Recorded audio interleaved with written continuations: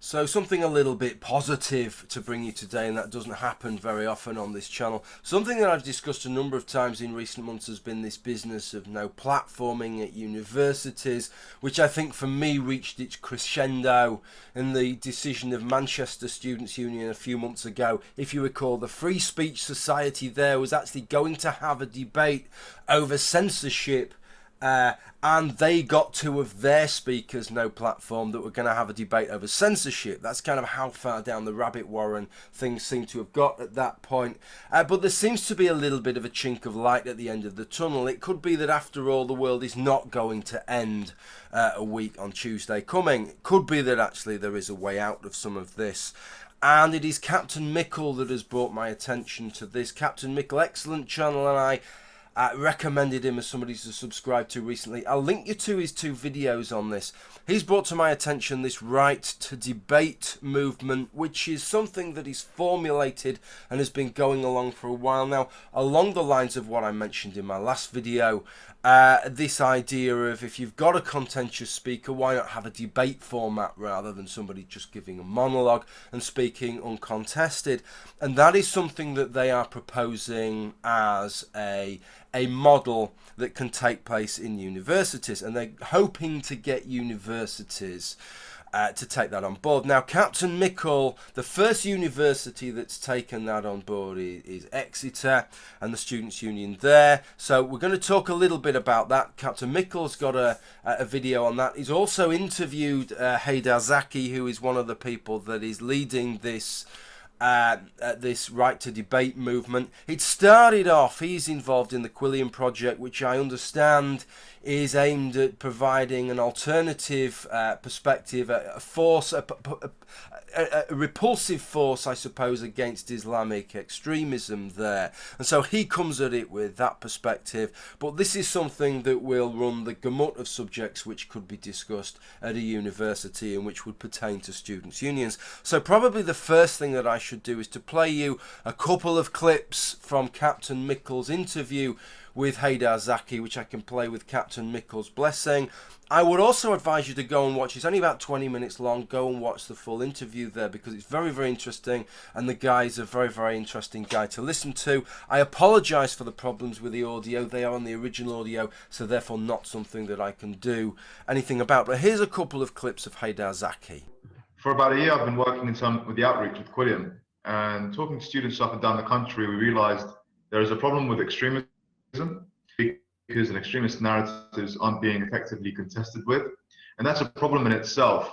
If you have a narrative that says, for example, that homosexuals should be stoned in the ideal state, if that isn't effectively contested with, then what happens is that narrative becomes legitimate. And so it's about making what we call these fanfare lecture halls and having a bit of dissenting voices and a counter narrative for human rights. The second we saw was a problem with free speech.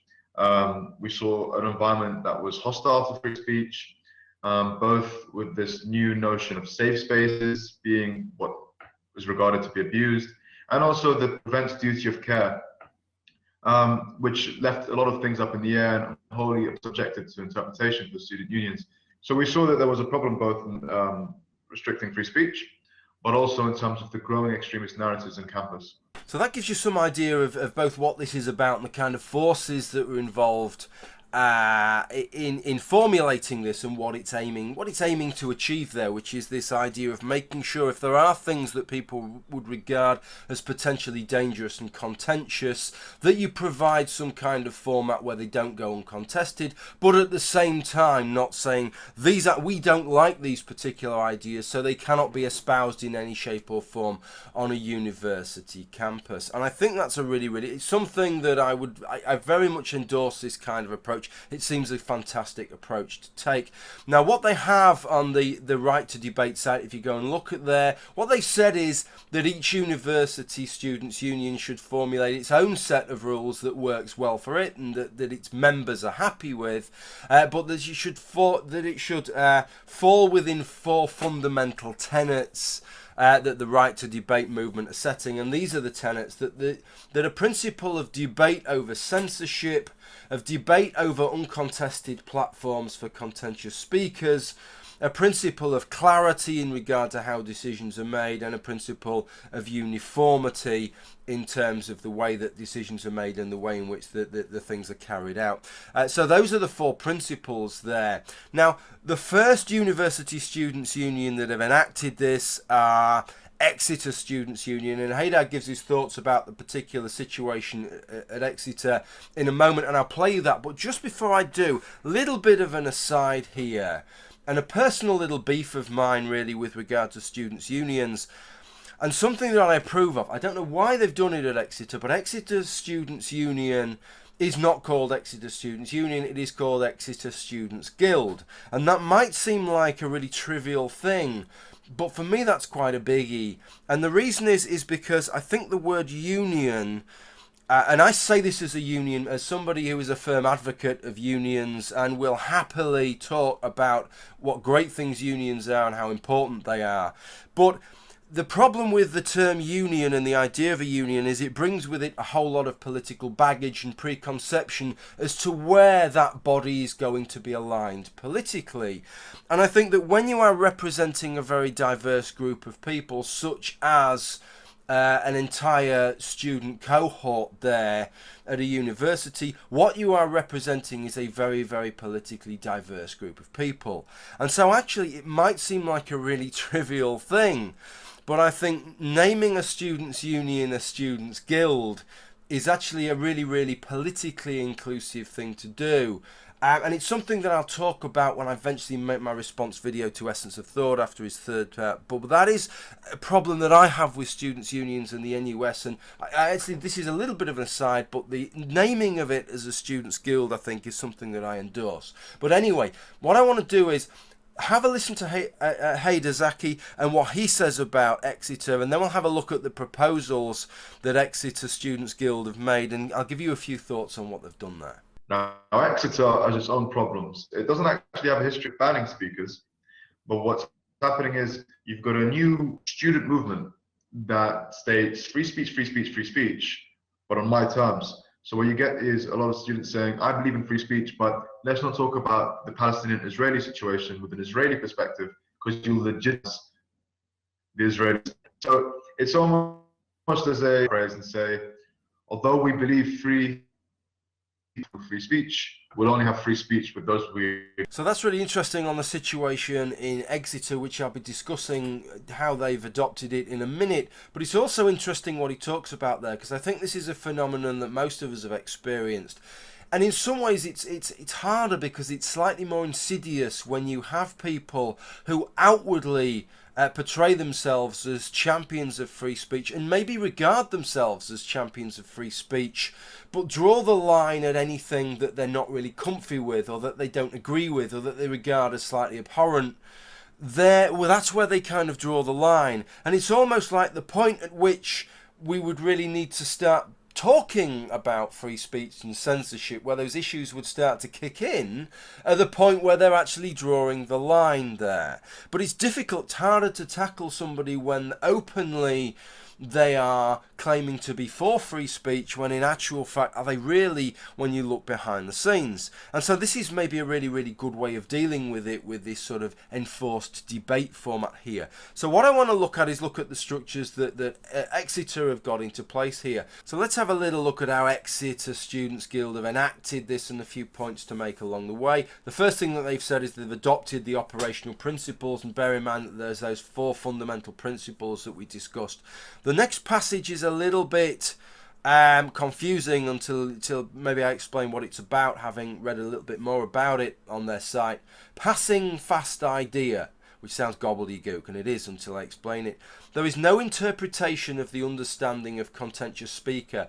A pass for a fast idea will determine that a speaker is contentious as a matter of democratic fact. Similarly, a fail establishes that they are not contentious. What they're saying here is, first off, fast idea, that just seems to be their method by which you can get to submit your objection to a speaker. You use this fast idea form and you say what the speaker is, what they're speaking at, and why you find that speaker contentious. That's just the methodology. Now, what they're saying when they say there is no interpretation of the understanding of contentious speaker, it would be a matter of democratic fact.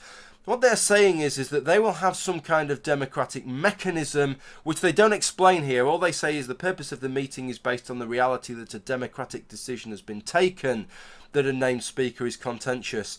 They're not highlighting how that democratic decision takes place. I don't know whether any student can vote or whether it's just the elected officers that can vote. I don't know.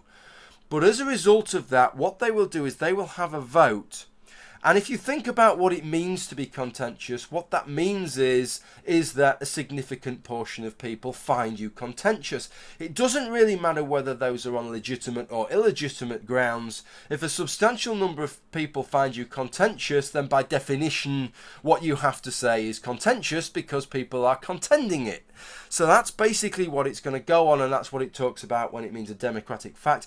And I actually think that is a much better way of doing it than trying to set up a set of specific things and saying, well, this subject is contentious, or this perspective on this subject is contentious, and this other perspective is not contentious, because to do that would be contentious in and of itself. So rather than passing judgment, they're leaving it to what people actually hold to be contentious, which I think is a much better way of doing it. Now, that in itself is not without its problems. Just imagine if some society that falls under the auspices of the Students' Guild wanted to have an eminent evolutionary biologist come and talk about evolutionary biology, and a bunch of young earth creationists on campus said, well, actually, we find that contentious. And it is true, maybe not in Exeter, but if these principles were adopted elsewhere, that you could have a significant number of students who are creationists who would find that to be contentious. And what that would mean is that other than in lectures where none of this applies, remember, because this is to do with students' unions, students' guilds, it's not to do with lectures and what happens as course material, but you could not have an evolutionary biologist invited to give a talk. They would be forced into a debate format with a creationist.